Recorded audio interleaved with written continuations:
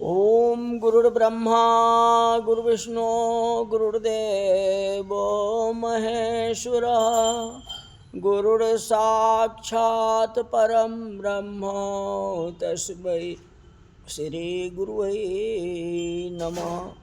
आज की कथा भागवत की परीक्षित अनशन व्रत और ऋषियों का आगमन। कहने का है जो पाप को कभी छिपाना नहीं चाहिए, जो पाप किए हैं उसको छिपाना नहीं चाहिए। जो पाप को छिपाता है उसके हृदय में पाप अपना घर बना लेता है। जब वह घर बना लेगा तो पाप निकल ही नहीं सकता है। इसलिए जैसे पाप हो जाए उस विकार को हटा देना चाहिए, भगवान को माथा टेकना चाहिए, भगवान से माफ़ी मांगनी चाहिए जो मुझसे पाप हो गया। जो पाप को छिपाता है वह फिर पाप ही करता है, वह धर्म नहीं कर सकता है, क्योंकि पाप रूपी बीमारी लग गई। अब वो बढ़ेगा ही, कम नहीं होगा। ऐसा इच्छा हो तो पाप को प्रकट कर दो और भगवान से माफी मांग लो। जिस दिन पाप हो उस दिन 2-4 साधु संत को बुलाओ और भोजन करा दो। इससे पाप की मुक्ति हो जाती है। साधु और ब्राह्मणों के सामने वर्णन कर दो, मैंने भूल से ये पाप कर लिया, पश्चाताप होती है, आप लोग भोजन करो, भगवान से प्रार्थना करो कि हमारी अपराध को क्षमा कर दे, जो हमसे पाप हुआ है उसको नष्ट कर दे। पाप प्रकट करने से छूट जाता है, पाप छिपाने से पाप मन में घर बना लेता है।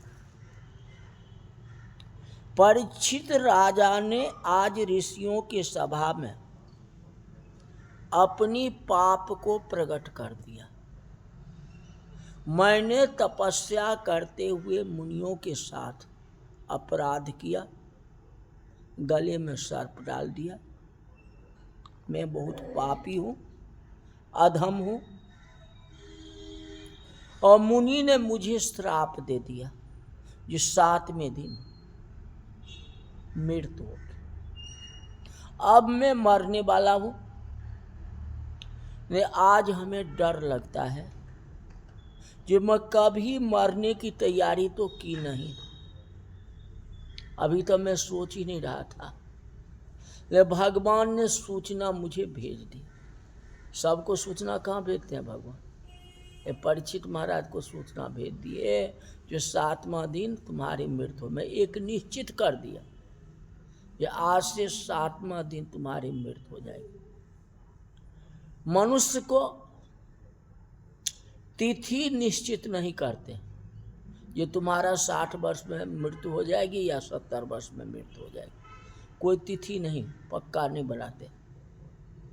इतना ही संकेत करते हैं जो पैर काम नहीं करता, हाथ काम नहीं करता, सांस में जो है कठिनता होती है, आंखों से नहीं देखते हैं, ये सब सूचना दे देते हैं, लेकिन निश्चित तारीख नहीं बताते। कहते सावधान हो जाओ, तारीख मैं नहीं बताऊंगा। परीक्षित महाराज को तारीख बता दी, तुम्हारा 7वां दिन मृत्यु होगा। भगवान खुद नहीं बताए, मुनियों के द्वारे बताए, क्योंकि भगवान अपने सिर पर अपजस नहीं लेते, युद्ध करा देते हैं। जैसे पांडव और कौरव की युद्ध करवा दिए, चाहते तो क्या भगवान मार नहीं सकते थे? क्या भगवान अपने हाथों से भी मार सकते, अपना सिर पर नहीं लेते, कोई न कोई कारण बना देते हैं, तो भगवान सूचित कर देते हैं। मुनियों के द्वारा परीक्षित महाराज को सूचित कर दिया गया जो 7वें दिन आपकी मृत्यु होगी। कथा सुनने के बाद थोड़ी थोड़ी मरने की भी तैयारी करनी चाहिए। आप सुनते हो कथा, हाँ, लेकिन जन्म मृत्यु की तो कथा होती है ना, तो अपना लिए भी तो सोचना चाहिए। मानव मरने की तैयारी नहीं करता, जीने की तैयारी करता है। आज जन्मदिन होता है, बहुत खुशी से मनाते हैं कि हमारा जन्मदिन आज है, हाँ, लेकिन ये नहीं सोचते जो हमारी आयु 1 साल कम हो गया, इसके लिए चिंता नहीं होता है। लेकिन आगे हम कहते हैं जियो हजारों साल, हजारों साल जियो। 100 साल तो कोई जीता नहीं है, हम 1000 साल उनको आशीष देते हैं। कोई गलत नहीं करते, अपराध नहीं करते है, आशीष देना चाहिए। लेकिन ये भी सोचे जो हमारी आयु तो 1 साल कम हो गई, भगवान के लिए मैंने क्या किया? अपनी आयु बढ़ाने के लिए केक काटा, मोमबत्ती जलाई, ये तो सारे काम करते हो। उसी तरह भगवान का भी तो 1000 नाम जाप कर लो, जो भगवान 1 साल आयुष कम हो गई, माफ़ करना, मैं जन्मदिन मना रहा हूँ। लेकिन नहीं सोचते हैं लोग इस बात का। अंत काल जब आता है तब घबराते हैं। वहीं पहले अगर घबराहट हो जाए तो फिर क्या है? हाँ, मैंने मरने की तैयारी नहीं की, ये भूल हो गई। कौन कहते हैं? परीक्षित महाराज। मेरा मरण मंगलमय हो, मुझे मृत्यु के समय नारायण का दर्शन हो जाए, ऐसी है मुनीश्वरों, आप लोग कृपा करें। क्योंकि रामायण में लिखा गया, ये जन्म जन्म मुनि जतन कराही, अंतराम मुख आवत नाही। बड़े बड़े ऋषियों को भी डर लगता है। जे आज शरीर ठीक है, ये भगवान की कृपा है। भजन होता है, भक्ति होती है, अंत काल में शरीर बहुत बिगड़ जाएगा। उस समय भगवान का स्मरण कैसे हो? 7 दिवस में मरण कैसे सुधरेगा? जीवन सुधारने के लिए परीक्षित महाराज को 7 दिन का मौका दिया गया। आपको जीवन सुधारने के लिए 100 साल की आयु दी गई। 100 साल के अंदर में जो आप जीवन को सुधार सकते हो, जो राजा परीक्षित 7 दिन में अपने जीवन को सुधार सकते हैं, तो हमारे लिए तो लंबा समय है। अगर चाहेंगे तो जीवन को सुधार सकते। ऋषियों को भी भय लगता है, जो किसी भी ऋषि को बोलने की हिम्मत होती ही नहीं कि 7 दिन में तुम्हें मुक्ति दे दूंगा। ये जो है रिक्स वाली बात है। कोई जो है अंतिम सांस ले रहा है और किसी पंडितों कहे जो महामृत्युंजय मंत्र का जाप करा दो जिससे इसकी आयु बढ़ जाए, तो पंडित कैसे रिक्स लेगा बताओ? क्योंकि उसको लास्ट समय है, 2 दिन में तो उसकी मृत्यु हो जाएगी। इतना बड़ा रिक्स लेना कितना कठिन है। हाँ, जब इतने ऋषि थे, 25 ऋषि बैठे हुए थे, सारे ऋषियों पूछते हैं, जब इतना ऋषि जवाब नहीं दे रहे हैं तो हम और आप क्या, ब्राह्मण क्या जवाब देगा? जब महामृत्युंजय मंत्र का जाप करा लो तो तुम्हारी आयु बढ़ जाएगी, संभव है? राजा परीक्षित परमात्मा की शरण में गए थे। मेरा जीवन परमात्मा सुधार देंगे। अश्वत्थामा के ब्रह्मास्त्र से आपने मेरा रक्षा किया, आप ही मेरा मरण को भी सुधारो। जब जन्म को सुधार दिए तो मरण को कौन सुधारेगा? आप ही सुधार सकते। और कोई नहीं सुधार सकता। मुझे भय लगता है, मैं घबराया हुआ हूँ। साधारण मानव को जब भय लगता है तभी भक्ति करता है। परीक्षित प्रभु को मनाते हैं, जमदूत मुझे मार देंगे, ना, ऐसा नहीं होना चाहिए। मेरा मरण मंगलमय हो, ऐसी कृपा करो हे भगवान। मैं आपकी शरण में आया हूँ। परीक्षित प्रेम से कीर्तन करने लगे। जब सारे ऋषियों ने कुछ जवाब नहीं दिए, हाँ, तो कहे जब एक सहारा राम की, दूसरी सहारा तो नहीं है, और हम कीर्तन करेंगे तो कोई न कोई निष्कर्ष कोई मुनि जो है इसमें निकाल देंगे, जरूर निकालेंगे। इसलिए श्रीमन नारायण नारायण नारायण, श्रीमन नारायण नारायण नारायण, नारायण का जाप करने लगे। प्रभु अब आप ही इसका निष्कर्ष निकालोगे और कोई नहीं। बरियाने से ते प्रश्न कीर्तो लोकहितं नृपः, आत्मविपत्ति सम्मतः पूषां श्रोत व्यासादिषु यः परः। परमात्मा श्री कृष्ण जगत के गुरु हैं, जानते हो। कृष्णम वंदे जगत गुरु, आप ही कहते हो ना, कृष्णम वंदे जगत गुरु। सतगुरु तत्व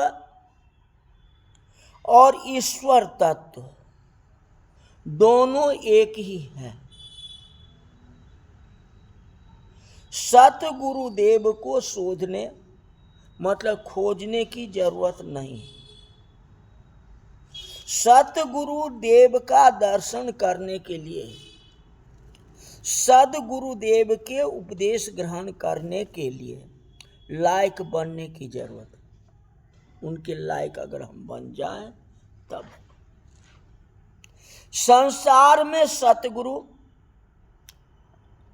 दुर्लभ नहीं है, सो शिष्य दुर्लभ है। जिसको अतिशय भूख लगी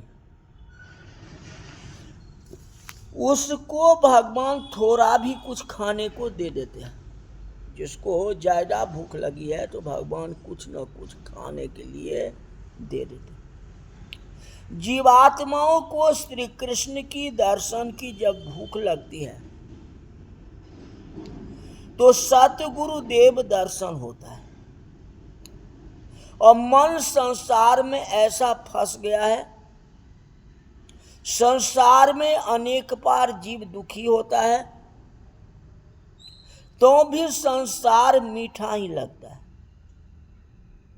संसार सुख में मन से घृणा नहीं होती। भगवान का दर्शन करने की इच्छा ही नहीं होती।